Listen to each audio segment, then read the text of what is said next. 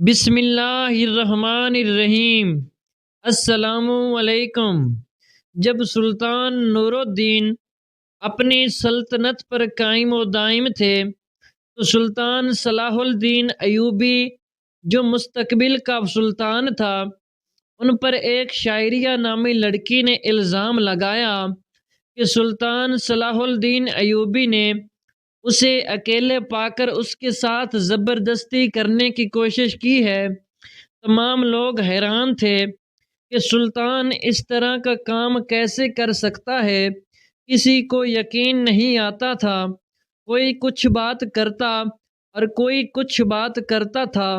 اگلی صبح سلطان نور الدین زندگی کی موجودگی میں قاضی ابن ارسون نے یہ مقدمہ سنا۔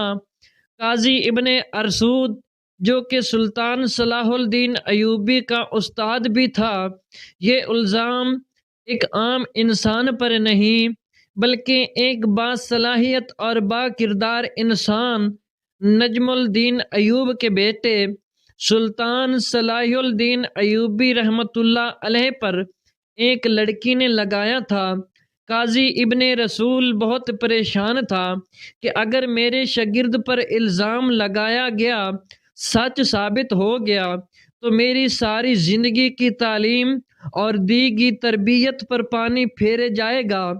قاضی نے وضو کیا اور جائے نماز پر اللہ کے حضور سجدے میں گر گیا اور دعا کرنے لگا، اے میرے مالک، تیرے با کردار اور نیک بندے پر مشکل وقت آ پڑا ہے، تو اس کی عزت اپنی غیبی مدد فرما کر اور اس کی عزت کی حفاظت فرما۔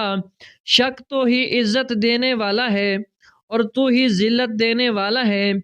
میرا دل نہیں مانتا کہ سلطان صلاح الدین ایوبی رحمۃ اللہ علیہ کسی کی طرف بری نظر بھی اٹھا کر دیکھیں، لیکن دوسری طرف شاعریہ نامی لڑکی پورے وثوق سے سلطان صلاح الدین ایوبی پر اتنا بڑا الزام لگا رہی ہے اور سلطان صلاح الدین ایوبی پر فرد جرم عائد ہونے کے بعد سزا سنائی جانی تھی۔ سلطان صلاح الدین ایوبی رات کو ساری رات بخار میں مبتلا رہے اور اللہ سے دعا کرتے رہے، اے میرے مالک، تو ہی میری مدد فرما، تو ہی بہتر جانتا ہے، تو ہی سب سے سچا ہے، بے شک میری مدد کرنے والا صرف تو ہی ہے۔ صبح کا وقت ہوا تو سلطان صلاح الدین ایوبی کا بخار بہت زیادہ تھا۔ صلاح الدین نے وضو کیا اور نماز کے لیے کھڑے ہو گئے۔ نماز ختم ہونے کے بعد اللہ کے حضور سجدے میں گر کر دعا مانگی اور کہا، اے میرا مالک، تو ہی میری عزت رکھنا۔ وہ دن نظام الدین ایوب خاندان کے لیے بہت ہی عجیب دن تھا۔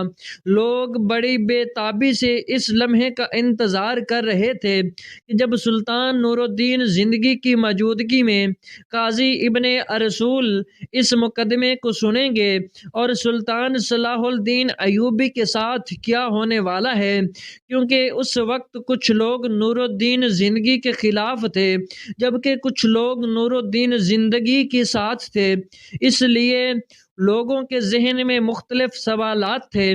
سورج طلوع ہو چکا تھا، سلطان نور الدین زندگی اپنی دربار میں آ چکا تھا اور اس کے بائیں جانب قاضی ابن ارسون کا تخت تھا، نیچے صلاح الدین ایوبی ہاتھ باندھے کھڑا تھا۔ تھوڑی دیر کے بعد قاضی نے فرد جرم پڑھ کر سنایا اور فرد جرم پڑھنے کے بعد قاضی سلطان صلاح الدین ایوبی سے مخاطب ہوا اور کہا کہ تمہیں اپنی صفائی میں بولنے کا پورا حق ہے۔ قاضی کی بات ختم ہوتے ہی سلطان صلاح الدین ایوبی رحمۃ اللہ علیہ نے قاضی سے مخاطب ہوتے ہوئے کہا، قاضی صاحب، جس لڑکی کو میں نے دیکھا تک نہیں اس کے ساتھ کچھ برا کرنے کے بارے میں سوچ بھی کیسے سکتا ہوں؟ یہ سنتے ہی قاضی صاحب نے حکم دیا کہ شارع نامی لڑکی کو حاضر کیا جائے۔ وہ لڑکی دربار میں جب حاضر ہوئی تو لوگوں کی حیرت کی انتہا نہ رہی، کیونکہ اس لڑکی کا سارا جسم ڈھانپا ہوا تھا اور صرف آنکھیں وہ بھی بڑی مشکل سے دکھائی دے رہی تھی۔ سلطان صلاح الدین ایوبی سمجھ نہیں پا رہا تھا کہ جس لڑکی کو میں نے دیکھا تک نہیں اور وہ مجھ پر اتنا گھناؤنا الزام کیوں لگا رہی ہے، مجھ سے آخر ایسی کون سی غلطی سرزد ہوئی ہے جو اس لڑکی نے مجھ پر اتنا بڑا الزام لگا دیا۔ قاضی ارسون شاعریہ نامی لڑکی سے مخاطب ہوا اور پوچھا، بتاؤ سلطان صلاح الدین ایوبی نے تمہارے ساتھ کیا کیا ہے؟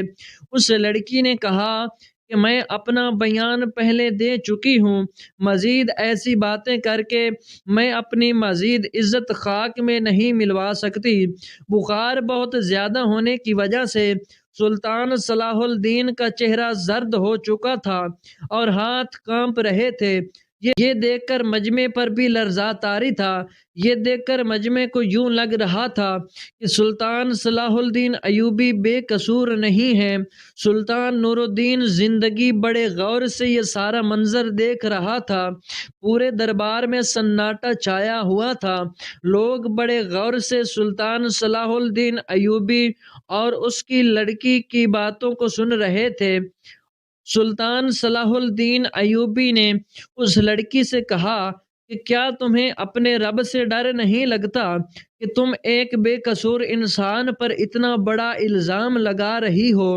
لوگ سمجھ رہے تھے کہ سلطان نور الدین زندگی کا بھتیجا ہونے کی وجہ سے صلاح الدین ایوبی اگر مجرم قرار بھی دیا گیا تو سزا سے بچ جائے گا۔ صلاح الدین ایوبی نے قاضی سے کہا کہ جب ہم کسی بھی مسئلے کا حل نہیں نکال پاتے تو ہم پھر اپنے اللہ کی طرف رجوع کرتے ہیں، اور میں بھی اس لڑکی کو کہتا ہوں کہ اگر یہ اللہ کو حاضر و ناظر جان کر اللہ کی قسم کھا کر یہ کہہ دے کہ اس کا الزام سچا ہے تو میں وہ بھی گناہ قبول کر لوں گا جو مجھ سے سرزد بھی نہیں ہوا۔ یہ سنتے ہی وہ لڑکی صلاح الدین کو باغور دیکھنے لگی۔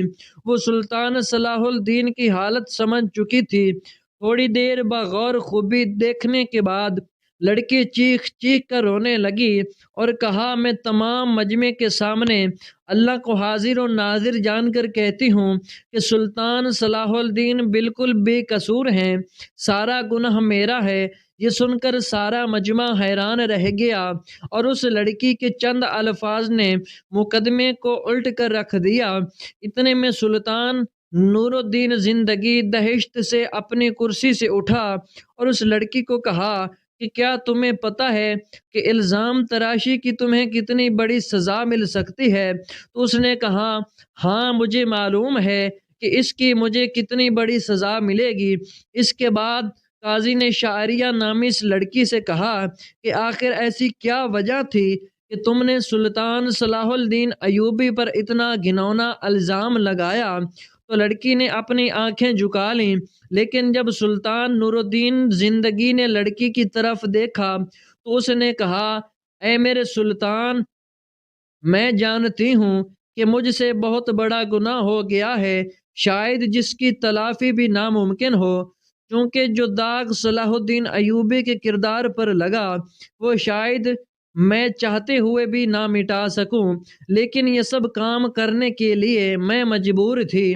سلطان نور الدین زندگی نے پوچھا کہ بتاؤ تمہیں اس کام کے لیے کس نے مجبور کیا؟ تو شاعریہ نامی لڑکی نے امیر ابن مرقوم کی طرف اشارہ کرتے ہوئے کہا کہ اعلیٰ مرد امیر نے مجھے یہ سب کرنے کے لیے مجبور کیا۔ یہ سب سنتے ہی تمام درباری امیر ابن مرحوم کو ملالت اور غصہ کی نظروں سے دیکھنے لگے۔ امیر ابن مرقوم اپنی جگہ سے اٹھا اور بڑے دبدبے کے ساتھ کہنے لگا، یہ لڑکی جھوٹ بول رہی ہے، میں بھی صلاح الدین کی طرح اس کو جانتا تک نہیں۔ نور الدین زندگی نے کہا کہ کل معلوم ہو جائے گا کہ کون بے گناہ اور کون گناہ گار۔ اس کے بعد سلطان نور الدین زندگی نے شاعریہ نامی لڑکی کو اپنے کمرے میں بلوایا اور پوچھا کہ بتاؤ اصل ماجرا کیا ہے؟ لڑکی نے کہا کہ ایک جنگ میں میرے ماں باپ مارے گئے تھے اور میں اس ظالم امیر ابن مرکوم کے ہاتھ لگ گئی تھی۔ یہ مجھ پر بے انتہا ظلم کرتا رہا، بے حد تشدد کرتا تھا، اور شاہی کنیز کے جانچ کرنے کے بعد اس لڑکی کی پیٹھ پر کوڑوں کی نشان بھی دکھائی دیے گئے۔ اور ادھر سلطان نور الدین زندگی کے خاص جاسوسوں نے شاریہ نامی لڑکی اور امیر ابن مرکوم کے بارے میں ساری معلومات اکٹھی کر لیں اور ان کے آپس کے تعلقات کو سلطان کے سامنے بے نقاب کر دیا۔ یہ دیکھ کر سلطان نے اگلے دن پورے مجمع کو ایک جگہ پر اکٹھا ہونے کی دعوت دی۔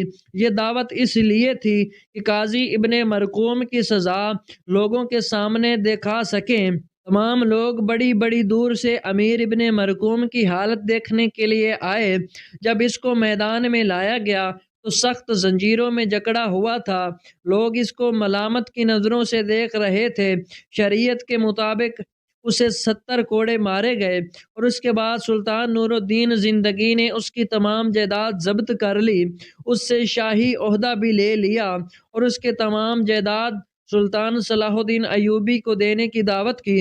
لیکن سلطان صلاح الدین ایوبی رحمۃ اللہ علیہ نے یہ کہتے ہوئے انکار کر دیا کہ میں کسی کا مال اپنے حصے میں رکھ کر غاصب نہیں بننا چاہتا، اور اسی طرح سلطان صلاح الدین ایوبی رحمۃ اللہ علیہ کی اللہ تعالیٰ نے غیبی مدد کی، اور اس کے اوپر لگا یہ بدکاری کا داغ دودھ کی طرح پاک و صاف ہو گیا۔ بے شک اللہ تعالیٰ اپنے بندوں کی مدد فرماتا ہے۔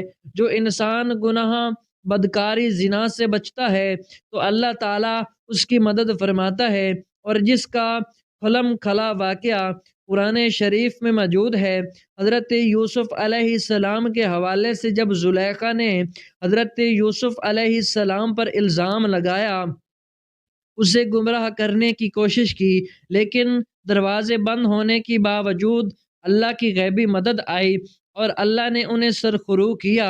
لیکن ایسا تب ہی ہوتا ہے جب انسان کا اپنے رب پر بھروسہ اور اپنے ایمان پر پختگی ہو تو اللہ تعالیٰ کی غیبی مدد ضرور آتی ہے۔ اللہ تعالیٰ ہم سب کو اپنے حفظ و امان میں رکھے، آمین ثم آمین۔